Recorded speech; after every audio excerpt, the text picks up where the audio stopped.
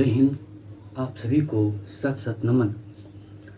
पर्यावरण कन्वेंशन के संदर्भ में हम लोग देखते हैं अगला कन्वेंशन। अगला जो कन्वेंशन है उसका नाम है बोन कन्वेंशन। क्या? Bone convention.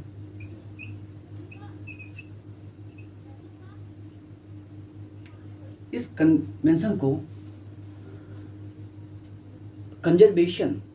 Convention on conservation, क्या इस कन्वेंशन को CMS भी बोलते हैं। क्या? CMS। क्या? कन्वेंशन ऑन कंजर्वेशन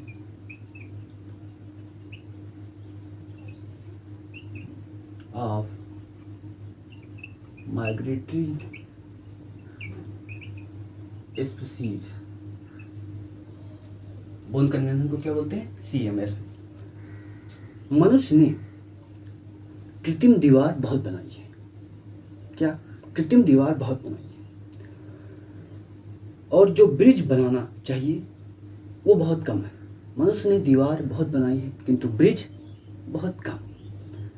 अगर इसी वाक्य को हम पृथ्वी पर लागू करें तो पृथ्वी को भी मनुष्य ने कृत्रिम रूप से डिवाइड कर दिया है और छोटे छोटे देश बन गए। क्या? छोटे छोटे देश बन गए। वासुदेव कुटुंबकम का जो सार है वो इसके बिल्कुल विपरीत है, लेकिन ये केवल मनुष्य करता है। अन्य जितने प्राणी हैं वो पृथ्वी को एक पृथ्वी ही मानते हैं। क्या? पृथ्वी को एक पृथ्वी ही मानते हैं। उनका कोई सीमांकन नहीं होता कि ये सीमा हमारा, ये सीमा आपका। अगर इसी संदर्भ को हम पक्षियों पर लागू करें तो पक्षियों में भी क्या? पक्षियों में भी यही गुण पाया जाता है। वो पूरी पृथ्वी को क्या? पृथ्वी मानते हैं और पूरी पृथ्वी पर विचरण करते हैं। क्या?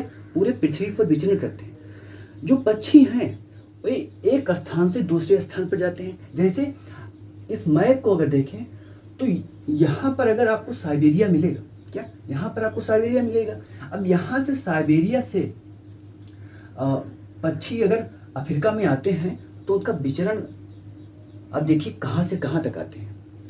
क्या? कहाँ से कहाँ तक आते हैं। यानी कि अगर कोई पक्षी साइबेरिया से भारत आ रहा है, साइबेरिया से अफ्रीका में आ रहा है, तो जिस रास्ते से वो आ रहा है उस रास्ते को फ्लाईवे कहते हैं। क्या? फ्लाईवे। जिस रास्ते से वो आ रहा है उस रास्ते को क्या कहते हैं? फ्लाईवे। अब पूरी दुनिया को 8 फ्लाईवे में डिवाइड किया गया। क्या? पूरी दुनिया को 8 फ्लाईवे में डिवाइड किया गया। जैसे ये पहला फ्लाईवे है। क्या? Pacific America flyway. ये अमेरिका में भी है और दक्षिणी अमेरिका तक, यानी कि यहाँ का जो पक्षी है यहाँ से यहाँ तक जाता है। फिर मध्य अमेरिका फ्लाईवे यानी सेंट्रल अमेरिका फ्लाईवे। ये मध्य अमेरिका से क्या? मध्य दक्षिणी अमेरिका तक जाता है। अगला फ्लाईवे देखेंगे तो अगला फ्लाईवे क्या है? Atlantic America flyway. क्या? अटलांटिक। ये कौन सा क्षेत्र है? ये अटलांटिक सागर है। क्या? अटलांटिक सागर है। तो ये अटलांटिक अमेरिका फ्लाईवे है। 3 फ्लाईवे यानी कि अमेरिका महाद्वीप में है। उत्तरी अमेरिका और दक्षिणी अमेरिका दोनों को मिला। अब आप आगे चलेंगे तो ये अफ्रीका महाद्वीप है, ये यूरोप है।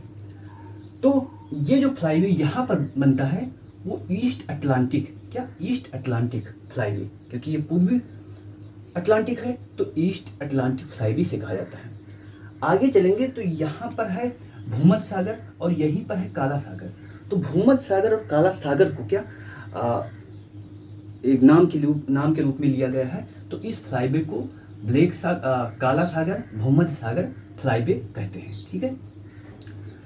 आगे आप जाएंगे तो यहाँ साइबेरिया क्षेत्र में या कह सकते हैं रूस का जो पूर्वी क्षेत्र है वहां से पक्षी अफ्रीका तक आते हैं, अफ्रीका के पूर्वी भाग तक। तो इसे ईस्ट एशिया ईस्ट अफ्रीका क्या east Asia east Africa flyway कहते हैं। ठीक है। अगला फ्लाईवे है जो साइबेरिया से कहां तक आते हैं, भारत में जो पक्षी आते हैं उस फ्लाईवे को सेंट्रल एशिया फ्लाईवे कहा जाता है। क्या? Central Asia flyway. तो क्वेश्चन आपसे पूछा जाएगा कि भारत किस फ्लाईवे के अंतर्गत आता है, किस पक्षी फ्लाईवे के अंतर्गत आता है। ठीक है। और सबसे लास्ट में क्या है, सबसे लास्ट में ईस्ट एशिया ऑस्ट्रेलिया फ्लाईवे, जो ईस्ट एशिया को कवर करते हुए ऑस्ट्रेलिया तक, यानी कि यहाँ साइबेरिया से ऑस्ट्रेलिया तक पक्षी विचरण करते हैं। पूरे पृथ्वी पर इनका विचरण है। अब पक्षी विचरण करते हैं, पक्षी तो पृथ्वी को एक मानते हैं, लेकिन वो नहीं जानते कि हम विचरण करके अगर कहीं दूसरे देश में जाएंगे तो वहां पर मानव जैसा खतरनाक प्राणी रहता है। अब मानव क्या करेगा? अब एग्जाम्पल सेंट्रल एशिया फ्लाईवे कर लेते हैं। साइबेरिया से जो साइबेरिया का पक्षी है वो आता है कहाँ? इलाहाबाद संगम में स्नान करने। हर साल वो संगम में स्नान करने आता है। अब इलाहाबाद वासी क्या चाहते हैं कि इस पक्षी को मार दिया जाए और मार के खा लिया जाए। ऐसा जो उदाहरण मैंने बताया, ये पूरे विश्व में जितने भी प्राणी हैं, जितने मनुष्य हैं, वो सब यही करते हैं। क्या सब यही करते हैं? अब सब यही करने लगे तो क्या होगा? जो ये पक्षी हैं धीरे धीरे समाप्त होने लगेंगे। अब ये जो कार्य मनुष्य कर रहा था, इसी कार्य को रोकने के लिए क्या? इसी कार्य को रोकने के लिए ये आता है कन्वेंशन। क्या? ये आता है कन्वेंशन। ये कब आता है? ये आता है 1979 में। ये कन्वेंशन आता है। कहां पर होता है? बोन शहर, यानी कि कहां पर? अरे जर्मनी। क्या? जर्मनी। ठीक है। अब ये जो कन्वेंशन है, ये कन्वेंशन यूनेप के अंतर्गत है। क्या? यूनेप के अंतर्गत है। यूनेप के अंतर्गत है, यूनाइटेड नेशन एनवायरनमेंट प्रोग्राम। तो इसे हम क्या कह सकते हैं? यूएन की संधि कह सकते हैं। क्या? यूएन की संधि। ठीक है, यूएन की संधि कह सकते हैं। अब ये जो कन्वेंशन है, ये दो रूपों में लागू होता है। एक तो लीगली बाइंडिंग है और एक क्या? एक को क्या कह सकते हैं? बाध्यकारी है, बाध्यकारी समझौता के रूप में।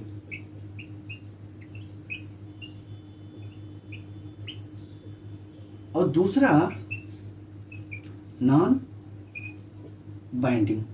क्या? गैर बाध्यकारी। ऐसे लिखिए, गैर बाध्यकारी। गैर बाध्यकारी। क्या? गैर बाध्यकारी। MOU। ये दो रूपों में लागू होता है। ठीक है।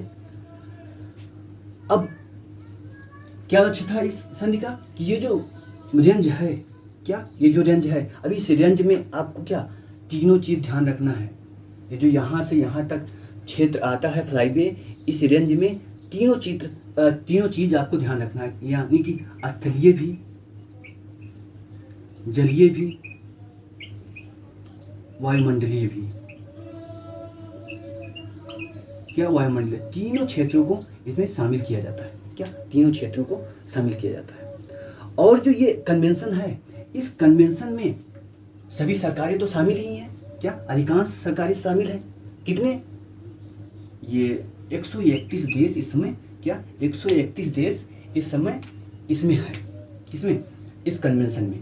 और 2020 में एक देश और शामिल हुआ जिसका नाम है मध्य अफ्रीका। क्या?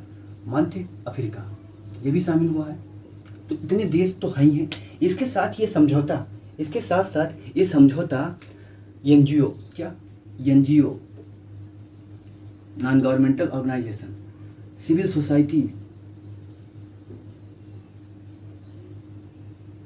सोसाइटी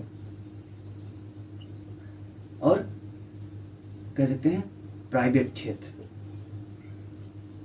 सबसे ये मदद लेता है। ये केवल सरकार तक ही सीमित नहीं है, ये सबसे मदद लेता है और मदद लेकर क्या करता है? इन पक्षियों की संरक्षण का प्रयास करता है। ठीक है। अब ठीक है, प्रयास करता है। प्रयास के साथ साथ ये दो सूची बनाता है। क्या? दो सूची बनाता है। उन दो सूची का क्या नाम है? वो दो सूची का पहला जो सूची है, उस सूची को सामान्यतः क्या कहते हैं? अपेंडिक्स कहते हैं। क्या? अपेंडिक्स, या हिंदी में परसिस्ट कहते हैं, लेकिन आप अपेंडिक्स ही लिखेंगे।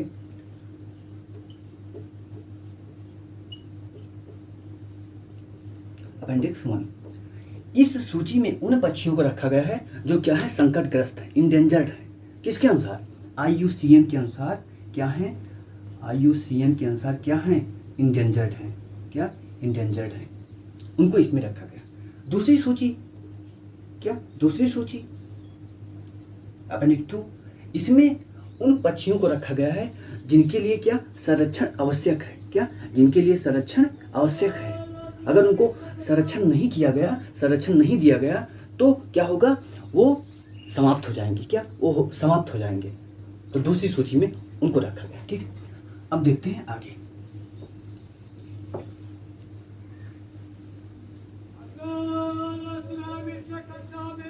अब भारत और सीएमएस के बीच में क्या संबंध, इसको हम लोग देखते हैं। भारत 1983 में, क्या 1983 में इसका सदस्य बनता है। और मैं बताना भूल गया कि ये 1983 में लागू होता है, क्या 1983 में लागू होता है। और भारत क्या बनता है, 1983 में ही क्या बनता है, सदस्य बनता है। भारत किस तरह का सदस्य बनता है, गैर बाध्यकारी के रूप में, गैर बाध्यकारी MOU, ठीक है, मेमोरेंडम ऑफ अंडरस्टैंडिंग के रूप में क्या बनता है, इसका सदस्य बनता है। अब भारत में भी बहुत सारे क्या प्रजाति हैं जो क्या करते हैं, विचरण करके आते हैं, क्या विचरण करके आते हैं। अब उसमें कुछ प्रजाति का आप नाम देख सकते हैं।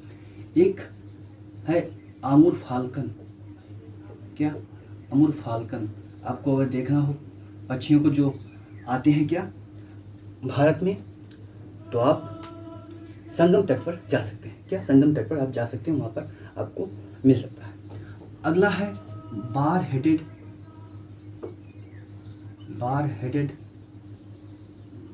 गीज, क्या बार हेडेड गीज है इसमें। और समुद्री कछुआ, क्या समुद्री कछुआ आप देखते होंगे उड़ीसा तट पर आता है, क्या समुद्री कछुआ, ठीक है। और एक कह सकते हैं समुद्री गाय, क्या समुद्री गाय, दुआंग जिसे बोलते हैं समुद्री गाय, ये कहाँ पर, मंदार की खाड़ी। तो इतने क्या, कम से कम इतने क्या हैं जो माइग्रेटरी स्पीसीज हैं वो विचरण करने भारत आते हैं, ठीक है। अब ये जो माइग्रेटरी स्पीसीज है उसमें आप केवल पक्षियों को नहीं जोड़ेगा, सारे जानवर इसमें शामिल होते हैं, क्या सारे जानवर आते हैं। अब ये जो कन्वेंशन है इसके जो सदस्य हैं वो क्या एक जगह इकट्ठा भी होते होंगे कुछ साल बाद, जिससे वो देख सके कैसा कार्य हो रहा है। तो जो इकट्ठा होते हैं उसको क्या बोलते हैं, यानी कि एकत्र होते हैं, असेंबली लगाते हैं, उसको बोलते हैं कोप। और कोप 13 कहाँ हुआ है, भारत में हुआ है। भारत में हुआ है कहाँ, गांधीनगर में, क्या गांधीनगर में कोप 13 हुआ है। और भारत को 2023 तक की अध्यक्षता भी सीएमएस की दी गई है, क्या अध्यक्षता भारत को दी गई है 2023 तक, क्या 2023 तक अध्यक्षता भी दी गई है। हमने ये तो बताया है कि भारत इस सेंट्रल एशियन फ्लाईवे के अंतर्गत आता है, ठीक है। अब जो गांधीनगर में सम्मेलन हुआ उसमें 10 नई प्रजातियों को जोड़ा गया, क्या नई प्रजातियों को जोड़ा गया। तो इसमें जो 3 प्रजाति हैं वो भारत से संबंधित है, जैसे एक हाथी हो गया, क्या एक फिर एशियाई हाथी, क्या एक एशियाई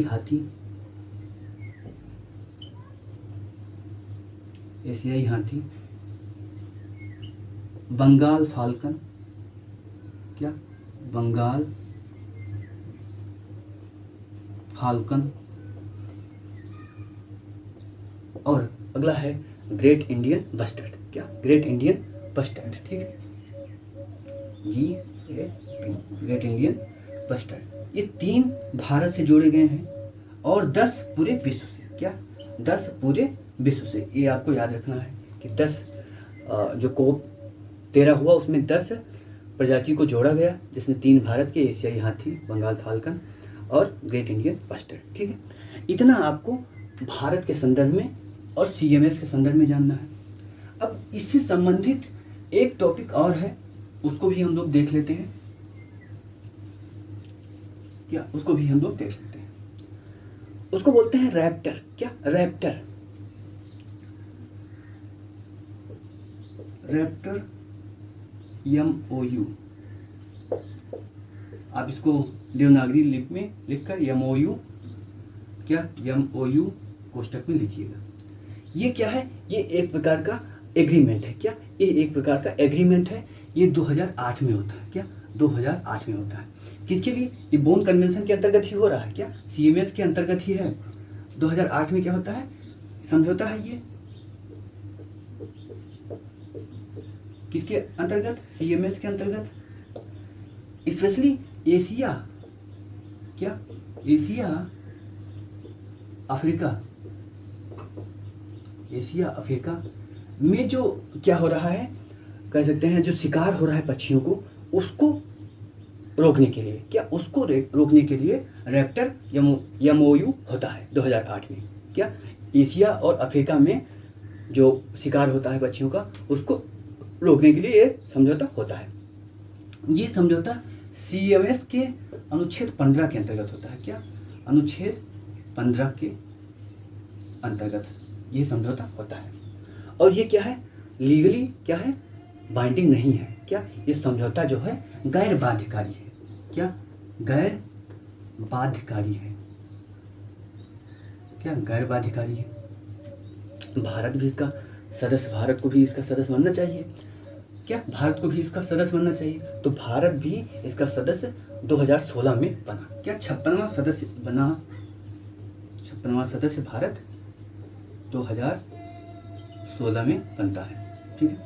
और इसमें कुछ पक्षी का नाम अगर देख लिया जाए तो वो भी अच्छा है। इसके अंतर्गत 76 पक्षियों को क्या किया गया है? संरक्षण दिया जाता है। 76 इस समय 76 पक्षियों को। जैसे कुछ एग्जाम्पल देख लेते हैं जो भारत के संदर्भ में, जैसे गिद्ध। क्या? गिद्ध को संरक्षण दिया जाता है। क्या? गिद्ध को संरक्षण दिया जाता है। फाल्कन हो गया, बाज हो गया। क्या? बाज हो गया, चील हो गया। ये इतने 76 कुल हैं भारत के संदर्भ में। ये 4 आपको याद रखना है। तो ये था क्या? बोन कन्वेंशन के बारे में। इतना आपको बोन कन्वेंशन के बारे में कम से कम जानना है। सो आज के लिए इतना ही। फिर मिलते हैं अगले वीडियो में। जय हिंद।